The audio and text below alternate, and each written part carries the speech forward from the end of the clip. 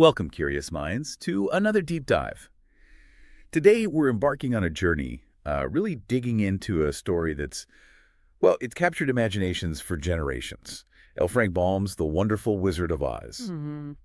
Now, if you're like a lot of us, you probably know the movie Inside and Out, right? The Ruby Slippers, the Oh, song. yeah, absolutely iconic. But maybe you haven't really, spent much time with the original book, and that's what today's deep dive is all about.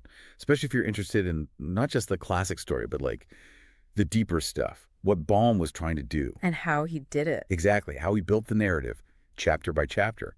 So if you're maybe learning about storytelling yourself, think of this as kind of pulling back the curtain on how a classic tale gets put together. That's a great way to put it. And Baum himself gives us some clues right in his introduction from 1900. He actually tells us he wanted to create a modernized fairy tale. Modernized. How so? Well, he saw the old Grimm and Andersen tales, and he felt they were maybe a bit too much for modern kids. He mentions horrible and blood-curdling incidents. Right, the really dark stuff. Chopped off heads, evil stepmothers. Exactly, and those fearsome morals baked in. Baum thought, okay, kids are getting morals elsewhere. Stories should be about wonderment and joy. Pure delight, basically. None of the grim, scary parts. That's really interesting. So it wasn't about teaching a harsh lesson, it was about enchantment. Pure escapism, almost. In a way, yeah. Though, as we'll see, the lessons are still there, just maybe gentler. More inherent in the characters' journeys. Okay, so that's our mission today. Let's unpack that original story. We want to get at Baum's intentions, definitely, but also really look closely at the structure. How does this thing work as a story? How does it move from A to B? How do the characters grow? What makes it stick with us? Precisely.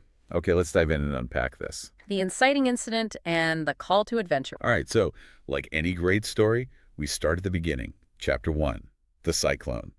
Baum doesn't hang about, does he? It's boom straight from the ordinary to the extraordinary. How does that work, starting off so fast? It's incredibly effective. Baum paints this picture of Kansas first, and it's just bleak. He uses the word gray over and over. The house is gray, the grass is gray, the sky is gray, sun-baked, flat, lifeless almost. Yeah, you really feel that lack of vibrancy. It's not just a backdrop. It feels like it's draining the life out of everything. It really is. And it affects the people too, right? Uncle Henry is solemn, doesn't talk much, just works.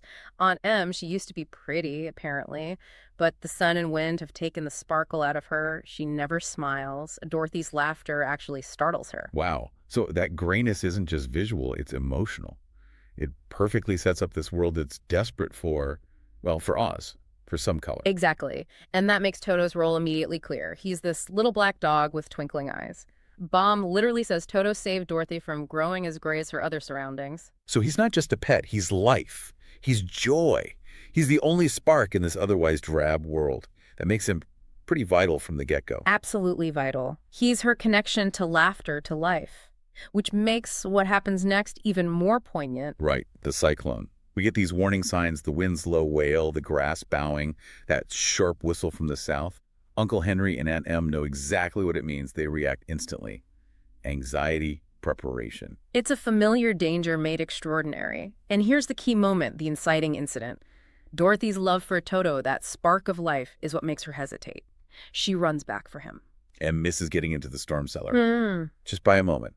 A small, relatable act, saving her dog, has these massive world-changing consequences. Exactly. The house whirls, rises slowly. It's this uncontrollable external force. She's not seeking adventure. She is literally picked up and thrown into it. Yeah, that forced departure is so important. She's carried miles and miles away, as easily as you could carry a feather. And there's that strange detail, isn't there? Despite the howling wind, the house rocks her gently, like a baby in a cradle. It's almost dreamlike. Surreal. Even Toto panics, nearly falls to the trapdoor, and Dorothy has to save him again. It shows her quick thinking, even amidst the chaos. So from a storytelling standpoint, this first chapter is just textbook perfect, right? Yeah. Establish the ordinary world Kansas, shatter it dramatically with an external force, the cyclone, and launch the protagonist Dorothy into the special world Oz. Couldn't have said it better. It's the ultimate inciting incident because it's completely involuntary. And that immediately sets up her primary goal, not exploration, but getting home. Right. Which brings us straight into chapter 2, the council with the Munchkins, and bam, the contrast is immediate. Oh, totally. The house lands gently, not with a crash, but softly, and she steps out into this country of marvelous beauty, everything that Kansas wasn't. Describe it again, it's worth picturing. Lush greensward, trees heavy with fruit, Gorgeous flowers everywhere, a sparkling brook, the colors are just popping off the page. Vibrant, joyful, it's a complete sensory overload after the grayness. And the first people she meets are just as strange. The Munchkins' queerest people, Baum calls them. Blue hats, blue clothes, bells tinkling. And this little old woman in white, covered in stars, the Witch of the North. But then the twist. Dorothy, this innocent, harmless little girl, finds out her house just landed on and killed the Wicked Witch of the East. Oops. Yeah, quite the entrance. She's totally bewildered, but the Munchkins are overjoyed. They've been freed from bondage. So Dorothy becomes this hero entirely by accident. Great dramatic irony right there. And this is where we start getting the rules of Oz, right? The Witch of the North explains things. She says Oz is uncivilized, which is why it still has witches and wizards, unlike civilized Kansas. A neat bit of world-building logic. And she lays out the power structure. 4 witches, 2 good, 2 wicked. East is dead, so only West is left as a major threat. And it's all delivered through conversation, not just an info dump. Makes it feel natural. Exactly. And then comes the classic trope. The magical gift. Ah, yes, the shoes. Though they're silver in the book, aren't they? Not ruby. That's right, silver shoes. The Witch of the North gives them to Dorothy, saying the dead witch was proud of them, and there's some charm connected with them, but what it is, we never knew. Ooh, I like that. So they're important, but we don't know why yet. Great foreshadowing. A power she carries but doesn't understand. Precisely. And Dorothy just wants to go home, but the great desert surrounding Oz makes that impossible by normal means. So the witch consults her magic slate. Which conveniently says, let Dorothy go to the City of Emeralds. Right. Seek out Oz, the great wizard. He lives there, and perhaps Oz will help you. So now Dorothy has a clear destination and a quest. And she gets a bit more help, too. The witch tells her to follow the yellow brick road, a long journey, and gives her that protective kiss on the forehead. Leaving that round, shining mark, another bit of magic that will prove important later, then poof!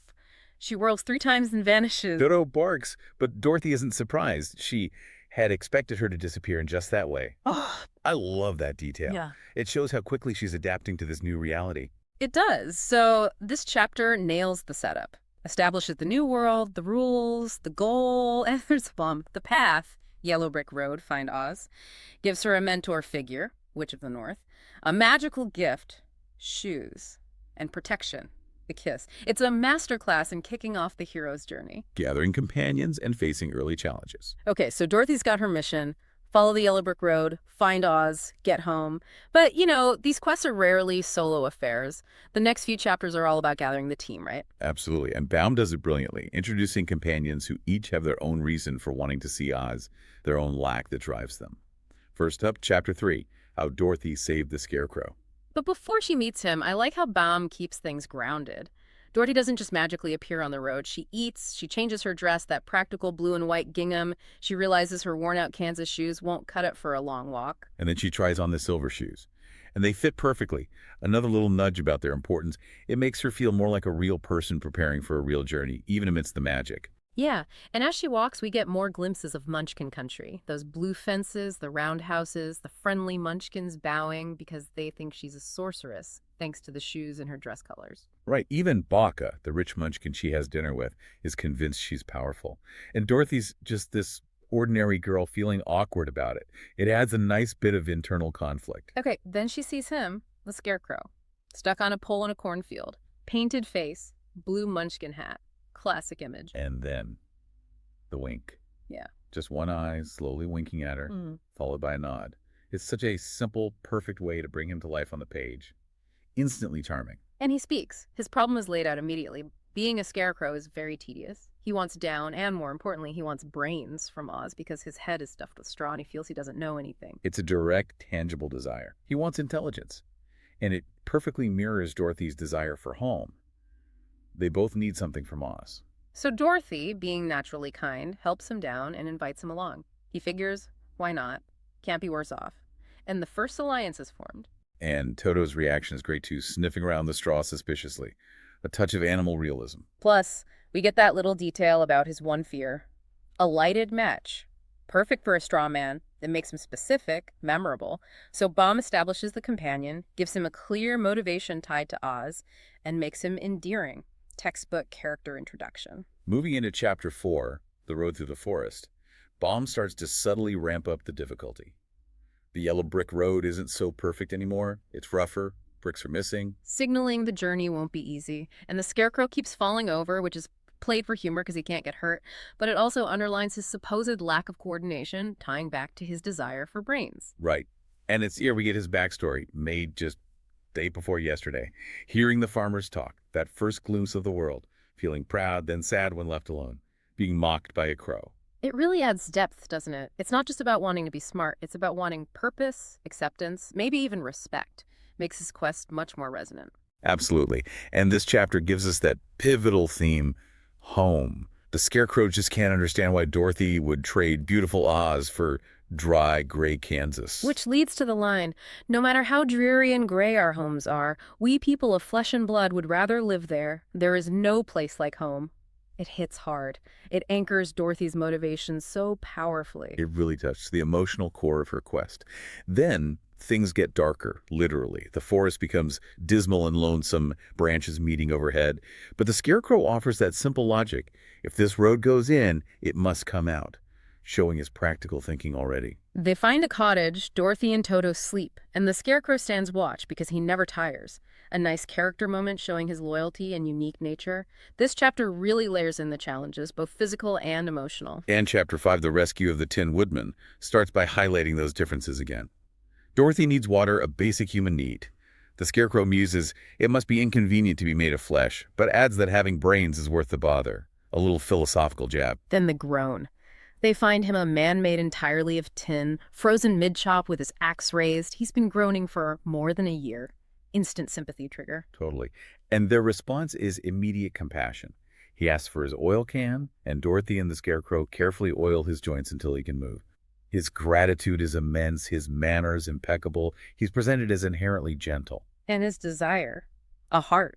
He wants feelings. He even kicks off the first big debate, telling the Scarecrow that brains are not the best things in the world, and that happiness from a heart is better. It adds another layer to their quest. Now, it's not just about getting something from Oz, but about what kind of thing is most valuable. And his backstory.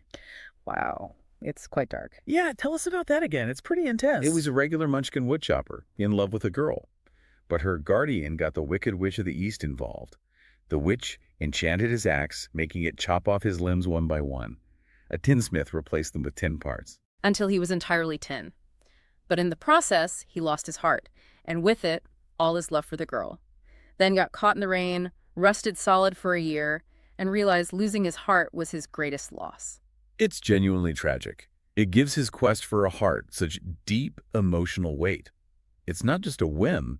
It's about regaining his very capacity for love and connection. So he joins them, asks Dorothy to carry his oil can smart move, and immediately proves useful, chopping down trees to clear the path. The debate continues, brains versus heart, while Dorothy just wants Kansas. It's great character work. The second companion arrives, representing another core human quality. His backstory makes his quest deeply felt, and the philosophical debate adds thematic richness. And that brings us to the final member of the core quartet in Chapter 6, the Cowardly Lion. The forest is getting deeper, spookier, fewer birds, strange growls. Toto is scared. You feel the tension building. And then roar, roar.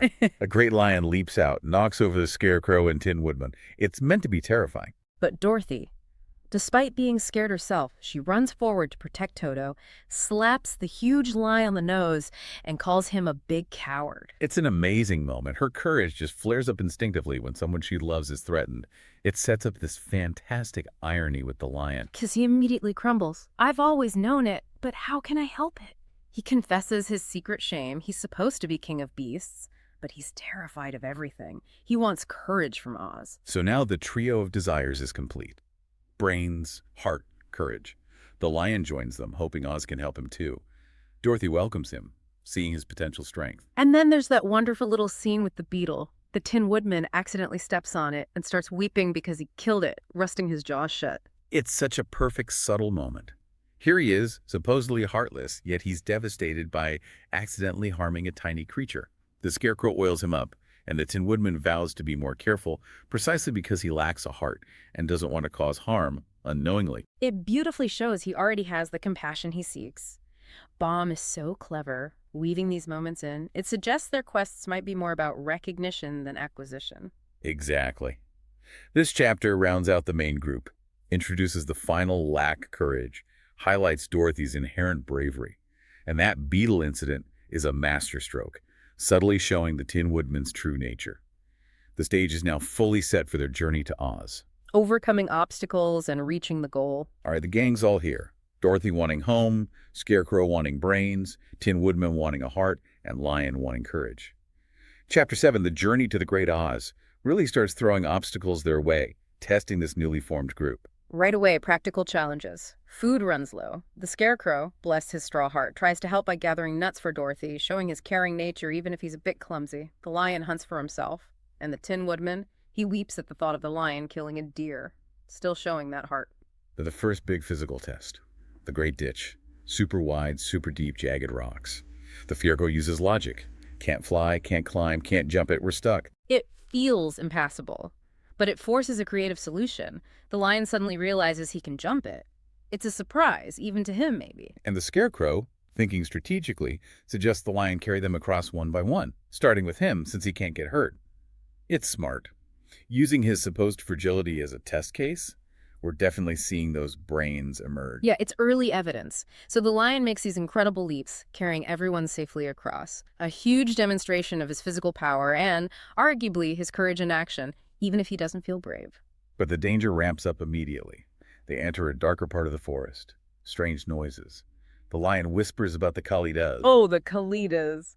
Those sound terrifying, bodies like bears, heads like tigers, sharp claws. The lion admits he's scared stiff of them. Baum reminds us of his fear, making his later actions more meaningful. Then, another ditch, even wider. Too far for the lion this time. What now? Scarecrow to the rescue again. He spots a tall tree nearby and suggests the Tin Woodman chop it down to make a bridge. Pure practical ingenuity. Even the lion notices, right? He says something like, one would almost suspect you had brains. Exactly. Baum keeps dropping these hints. The characters are proving themselves through their actions. So they start crossing the tree bridge, and wouldn't you know it, two Kalidas show up.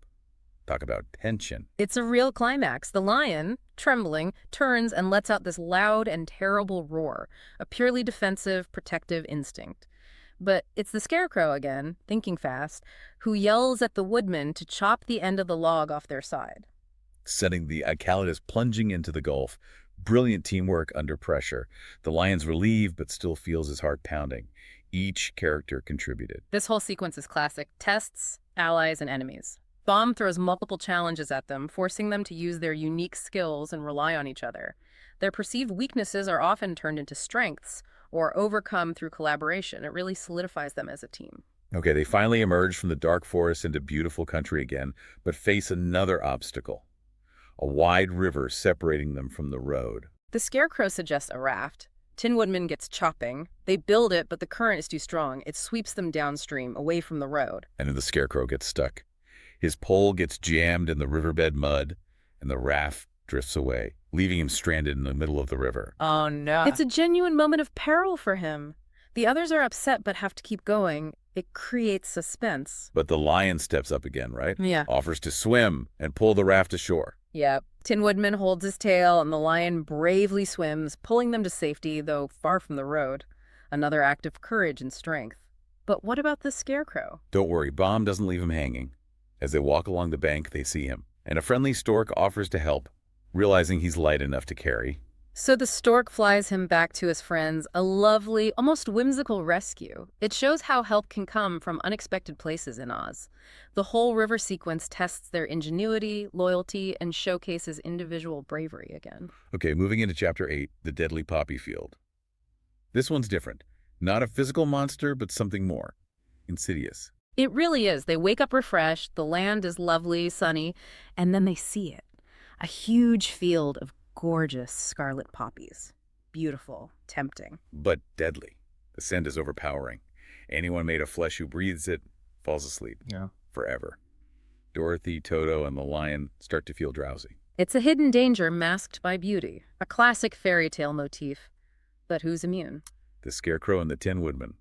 Because they are made of flesh, their non-living nature becomes their strength here. Exactly. The Scarecrow quickly tells the lion to run ahead, knowing they can't carry him.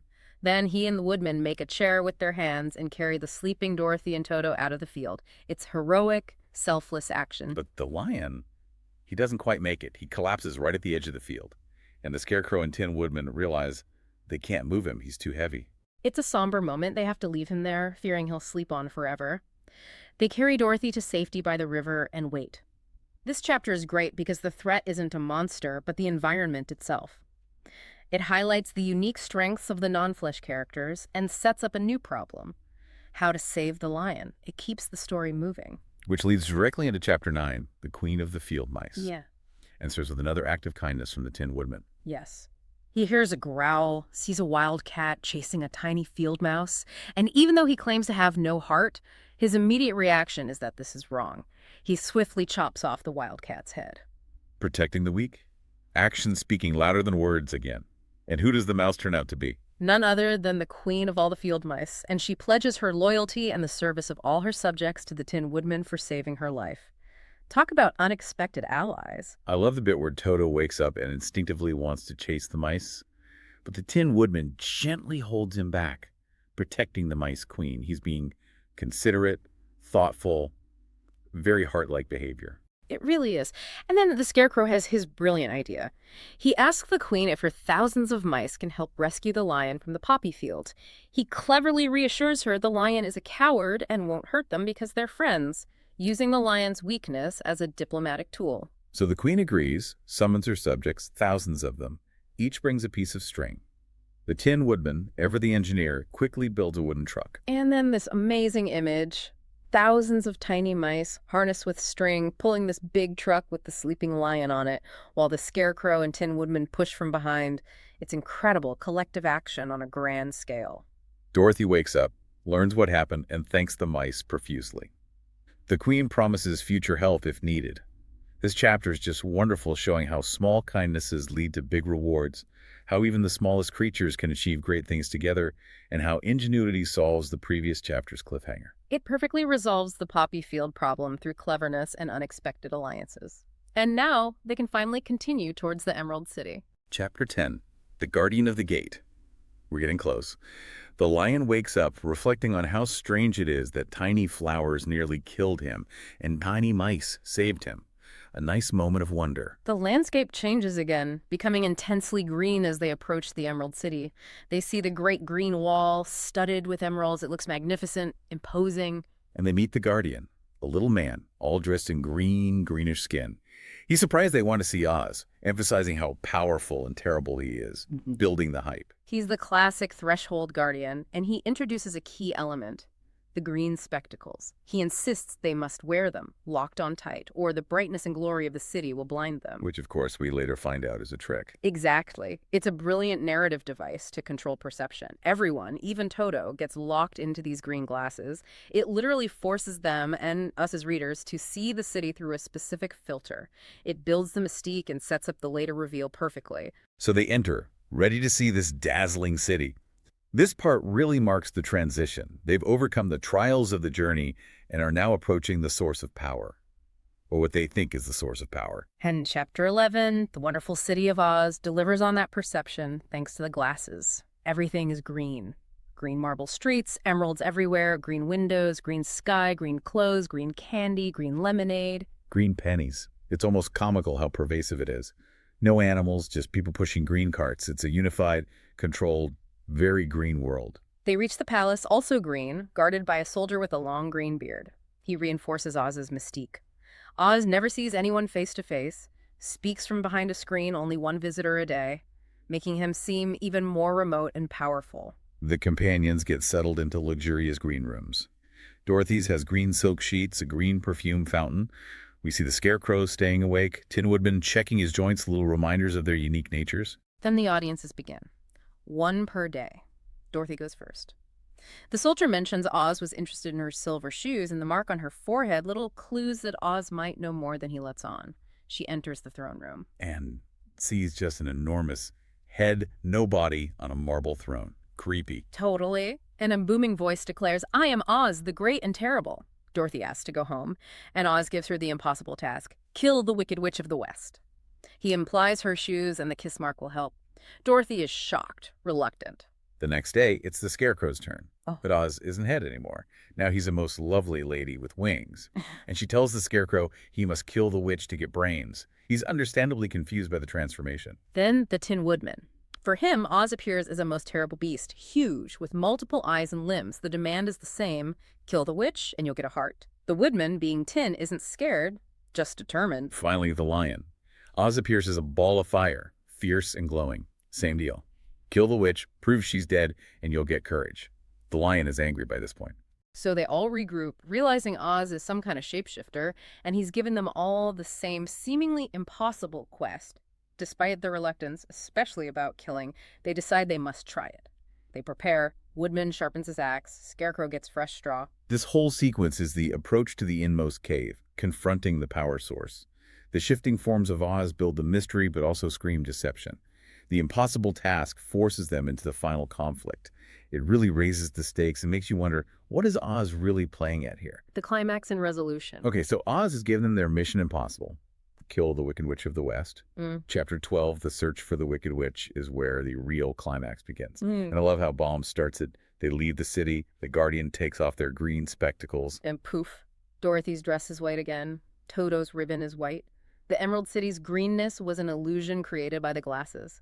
A fantastic reveal that undermines Oz's grandeur right before they face real danger. They head west into this harsh, dry, treeless land, very different from the lush parts of Oz.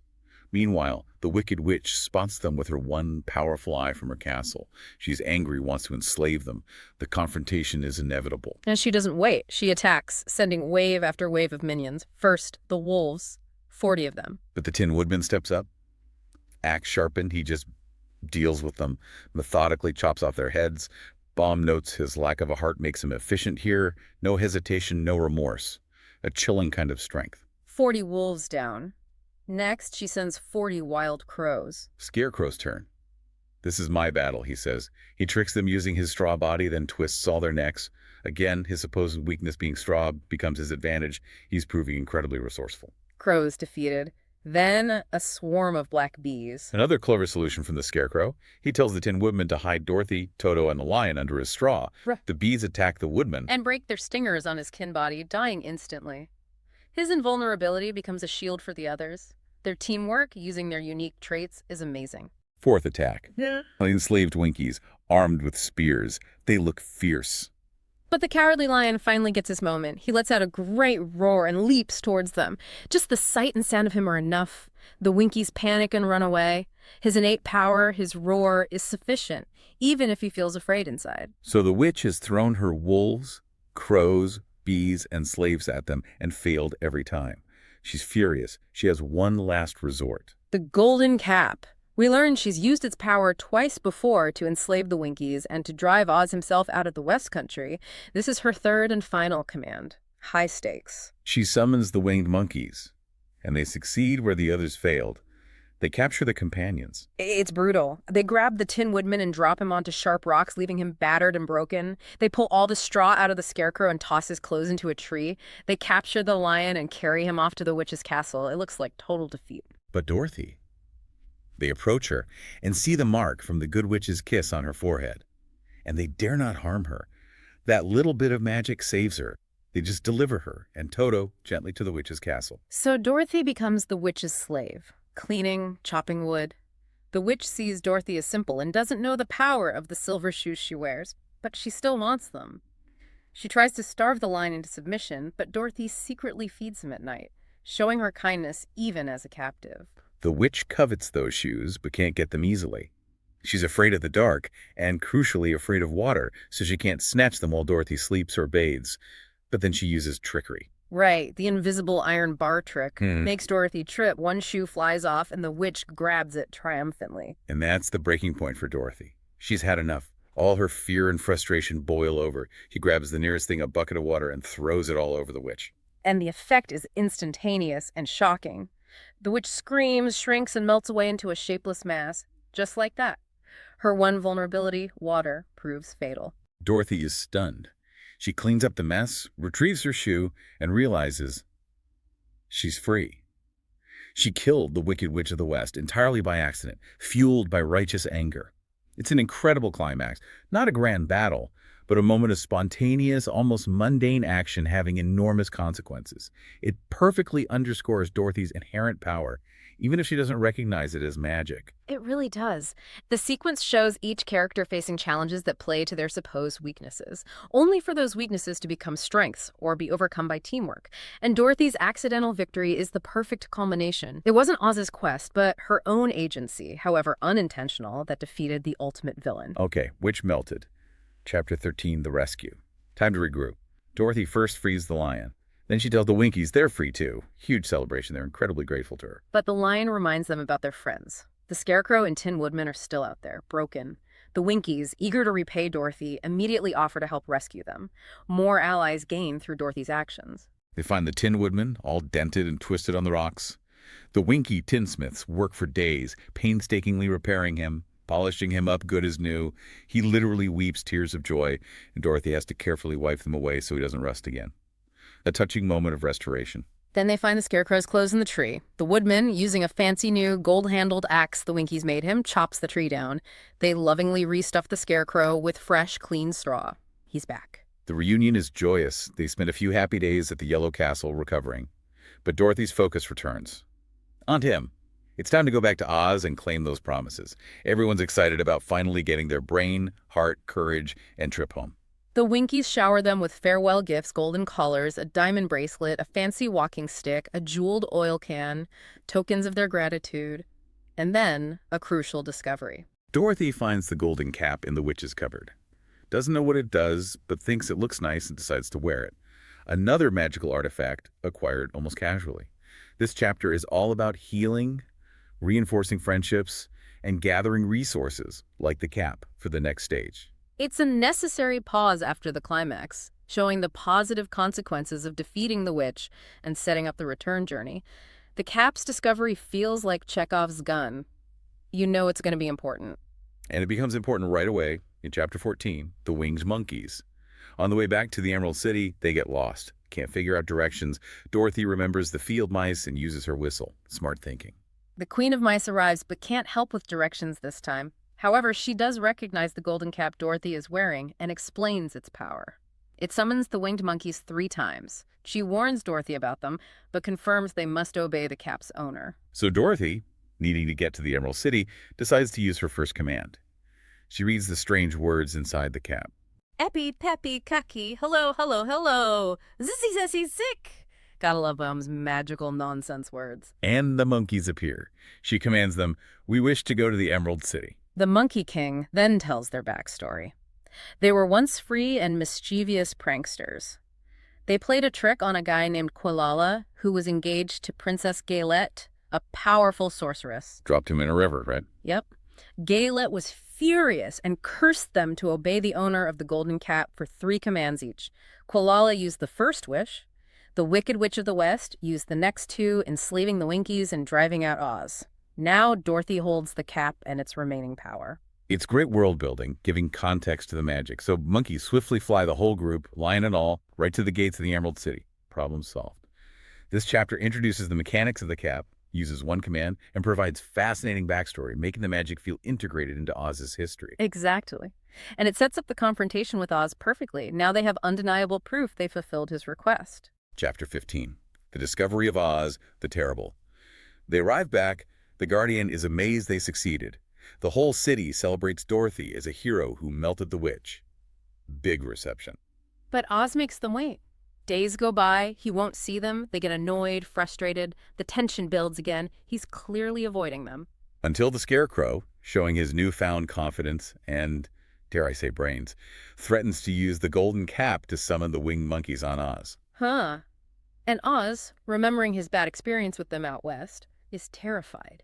He immediately grants them an audience. It's the Scarecrow's clever threat that finally breaks through Oz's evasion. They enter the throne room, expecting some grand manifestation. But there's no one there, just an empty throne. Then a voice, disembodied, speaking solemnly. The lion, maybe trying to be brave or just fed up, lets out a huge roar to try and startle the voice, which startles Toto, who jumps, bumps into a screen hidden in a corner, and knocks it over. And behind the screen, it's this little old man with a bald head and a wrinkled face. The great and powerful Oz revealed by Toto. It's almost anticlimactic, wonderfully so. It's perfect. He stammers, confesses, "I am Oz, the great and terrible. Don't strike me, I'm just a common man." He admits, "I'm a humbug." And he tells his story. He was a balloonist from Omaha, worked in a circus, did ventriloquism. One day his balloon got caught in a storm, carried him all the way to Oz. The people saw him descend from the clouds and assumed he was a great wizard. He was scared, but also kind of amused, so he played along. Built the city, made everyone wear the green glasses to make it seem more magical. He lived in constant fear of the real witches. So what about the promises? Brains, heart, courage, Kansas. He has to improvise. He tells the Scarecrow, basically, you've learned through experience, you don't need brains. But he agrees to put bran, pins, and needles in his head to make him sharp. A placebo. For the lions. Same idea. You're already brave. Facing danger while scared is courage. But he'll give him a drink that becomes courage once swallowed, another placebo. And the Tin Woodman's heart. Oz says hearts usually cause unhappiness, but okay, he'll cut a hole and put in a silk heart stuffed with sawdust. Purely symbolic. And Dorothy's trip home. He's stumped. Admits he has no magical way to send her to Kansas. Needs time to think. He makes them promise to keep his secret, protect his humbug reputation. This chapter is the core revelation. The wizard is a fake. The power they sought externally wasn't there. It forces the characters and the reader to reevaluate everything. Their quests were internal all along. The mundane details of his magic ventriloquism, stagecraft, completely demystify him and highlight the power of belief and perception. Which leads us to Chapter 16, The Magic Art of the Great Humbug, where he delivers these symbolic gifts. He literally takes out the Scarecrow's straw, fills his head with brand new brains, get it? And pins and needles, starts Scarecrow. He feels wise indeed. The physical act, the performance convinces him. Then the Tin Woodman. Oz cuts a little square in his tin chest, puts in the silk and sawdust heart. And the Woodman declares it a beauty and feels very grateful. He believes he has his heart. Finally, the Lion drinks the green liquid Oz mixed up and feels full of courage instantly. Oz himself reflects that he made them happy because they believed he could, but he's still stuck on how to get Dorothy home. This chapter is just brilliant psychology. The gifts are placebos, but they work because the characters were ready to believe they possessed these qualities. The journey had already changed them. Oz just provided the symbolic validation. It shows that fulfillment comes from inner conviction, not external magic. The true path home and the farewell. Okay, Scarecrow, Tin Woodman, and Lion are happy with their symbolic gifts. But Dorothy still needs to get to Kansas. Chapter 17, How the Balloon Was Launched. Oz comes up with a plan. His only idea, really, build another balloon just like the one that brought him here. He explains the mechanics: silk, glue, hot air. He also admits he wants to go with her back to Omaha and the circus, escape being a humbug. So they build it together. Dorothy helps sew the green silk strips. The Tin Woodman chops firewood. There's a sense of hope. Maybe this external solution will work. Oz makes a grand announcement to the people of the Emerald City. He's leaving to visit a brother wizard and appoints the Scarecrow, now officially wise, as their new ruler. A fitting role for him. The balloon is inflated, ready to go. Oz gets in the basket. "Come on, Dorothy," he calls, but just as she's running to get Toto, who's lost in the crowd. The ropes snap. The balloon shoots up into the air, leaving Dorothy behind. Oz just shouts goodbye and floats away. Gone. Oh, devastating. Another hope dashed. Dorothy is heartbroken. But interestingly, Baum adds she was later glad she wasn't on the balloon.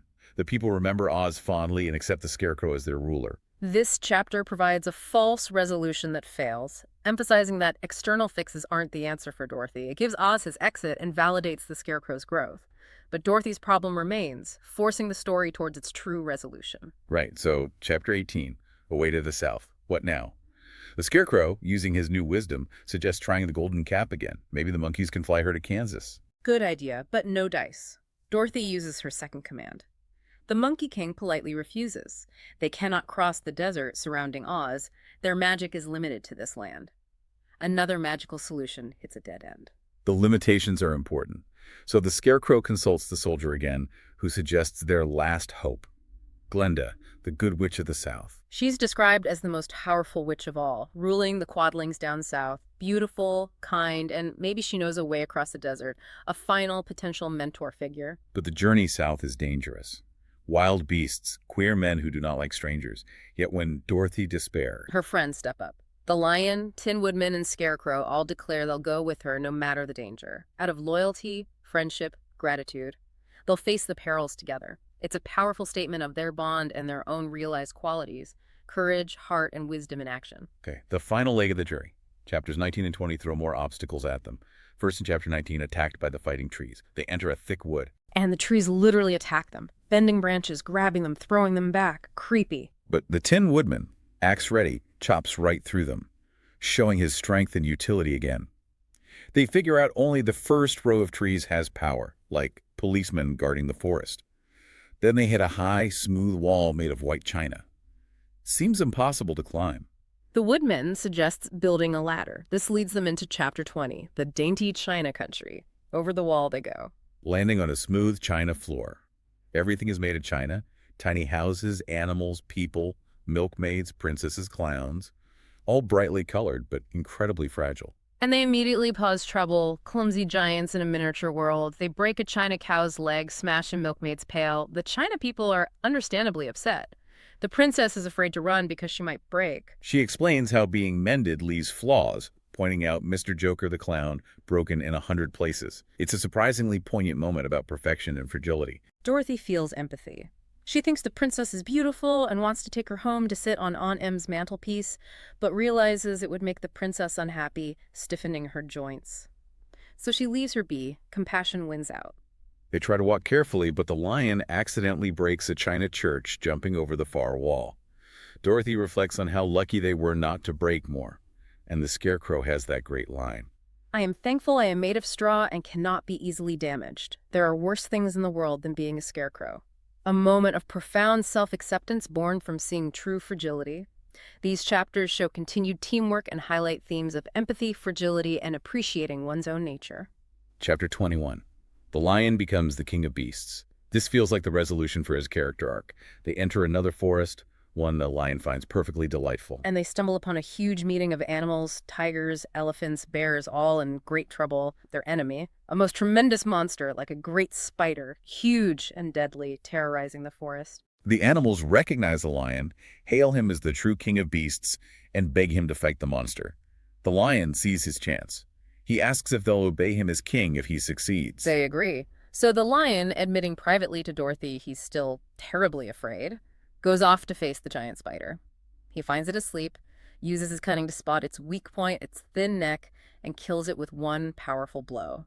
Courage and cleverness combined. The animals are overjoyed, bow down, and declare him their king. He promises to return and rule justly once Dorothy is home. This is it. He proved his courage through action, facing fear for others, earning his title not from Oz, but from his own deeds. His quest is fulfilled. A perfect culmination for him. It validates his internal change with external recognition from his own kind. Okay, almost there. Chapter 22, the country of the Quadlings. One last barrier. A steep hill guarded by the Hammerheads. Armless beings whose heads shoot out on their necks like battering rams to knock intruders down. Weird and effective. Scarecrow tries, gets tumbled. Lion tries, gets tumbled too. They realize fighting them is useless. So the Tin Woodman suggests the Golden Cap. They have one command left. Dorothy uses it, asking the monkeys to carry them over the Hammerheads Hill. The monkeys oblige, flying them safely over the bizarre obstacle. The Monkey King says farewell. This is the last time you can summon us. The final magical resource is used up. They land in the country of the Quadlings, a rich, happy land, everything painted red. They quickly find Glinda's castle, beautiful and guarded by girls in red uniforms. They're finally admitted to see the Good Witch of the South. This chapter uses the last bit of external magic to overcome the final hurdle, signifying they're now reliant on finding the true, perhaps internal, solution. Chapter 23. Glinda the Good Witch grants Dorothy's wish. The big finale. They tidy themselves up, respectful, hopeful. Glinda is beautiful, young, red hair, white dress, sitting on a ruby throne, kind eyes. Dorothy tells her the whole long story, ending with her desperate plea to go home to Ammon. Glinda listens kindly. Then she asks for the golden cap in return for her help. She needs it for her own 3 commands. Nice narrative neatness, the cap gets passed on. And Glinda, being truly powerful and good, uses the cap immediately to fulfill the desires of Dorothy's friends. First command: fly the Scarecrow back to the Emerald City to rule. She praises his wisdom. Second command: fly the Tin Woodman back to the Winky Country to rule. She notes how bright he is when polished. Third command: fly the lion back to his forest to be king of beasts. Their journeys are complete, their leadership roles affirmed by genuine magic this time. And then Glinda turns to Dorothy. and reveals the secret that's been right there on her feet the whole time. Your silver shoes, Glinda says, will carry you over the desert. You have always had the power to go back to Aunt Em the very first day you came to this country. Wow. Just wow. 3 steps, heel clicks, command them, and they'll take you anywhere instantly. The power was with her all along. It's the ultimate reveal. The magic she needed wasn't from Oz. It was something she possessed from the moment she arrived. But if she'd known. Exactly. The Scarecrow, Tin Woodman, and Lion all cry out how glad they are she didn't know. If she'd left immediately, they never would have gotten their brains, heart, or courage. They explicitly thank Dorothy for the journey because of its hardships and her companionship. It wasn't about the destination, but the transformation along the way. That is just perfect. The journey was the point. The relationships, the growth. Dorothy tearfully hugs them all goodbye. Glinda gives her a kiss. Dorothy picks up Toto, clicks her heels 3 times, says, "Take me home to Aunt Em." And whoosh! She whirls through the air, lands instantly on the Kansas prairie, right in front of a new farmhouse Uncle Henry built. The silver shoes fall off during the flight, lost forever in the desert. Their magic served its purpose. The external tool isn't needed anymore. It's the ultimate resolution. The power was internal, or at least personally possessed. The journey created the change. The companion's gratitude reinforces the theme beautifully. And the final brief chapter, 24. Home again. And Em is outside, watering cabbages, sees Dorothy running towards her. Tears, hugs, pure joy. Dorothy simply says, "From the land of Oz." And here's Toto, too. And oh, Aunt Em, I'm so glad to be at home again. Simple, direct, heartfelt. Toto barks. Happy to be back. And that's it, the return to the ordinary world, but Dorothy has changed. The cycle is complete. Bomb delivers that wonderment and joy right to the end. So wrapping up this deep dive, what are the big takeaways when we look back at the original book this way? Well, number one has to be the power of self-discovery, right? The characters chased external validation from Oz, but they already had the qualities they sought. The journey didn't give them brains, heart, or courage. It helped them realize they had them all along. Yeah, and the nature of magic is really interesting. Oz's magic was pure humbuggery, illusions, placebos. The real magic seems to lie in inherent qualities, powerful objects like the shoes and the cap, and the transformative power of the journey itself. And Baum really achieved his goal, didn't he? That modernized fairy tale. It's full of wonder and joy. The morals are gentle and woven into the character's growth, not hammered home.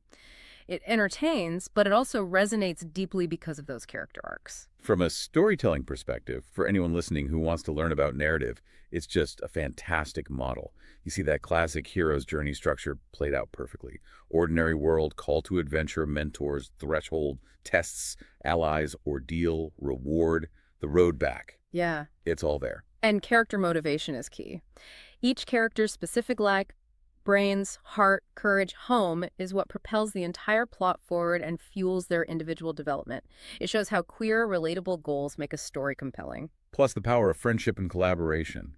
They couldn't have succeeded alone. Their combined strengths, even their perceived weaknesses used cleverly, got them through everything. Ultimately, it's about internal transformation being more valuable than any external gift Oz could offer. The journey was the magic. So what does this all mean when you really think about Dorothy's journey, finding her way home? Not through some grand wizard, but through a power she carried unnoticed the whole time. It does make you wonder, doesn't it? Mm-hmm. What incredible powers, what strengths might you be carrying around right now, completely unaware, just waiting for the right journey or maybe the right challenge to bring them to light? Something to think about. Until next time, keep diving deep.